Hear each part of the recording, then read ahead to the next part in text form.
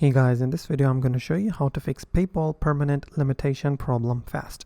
So first of all, what you have to do is open your web browser and sign in with your PayPal account, and then click on the help option, which is on the top of the page, and then scroll down, click on contact us, and then you will be able to see this page. Now they have introduced new PayPal assistant. In past you were able to directly communicate with their customer support agent, but now you have to deal through AI first. Then you can ask as many questions to PayPal telling about your problem, about the limitation. Once PayPal asks if your problem is resolved, if you want to talk to the agent, then select yes. You have to talk to the real person. When you select that, then you will be connected to the real PayPal support agent.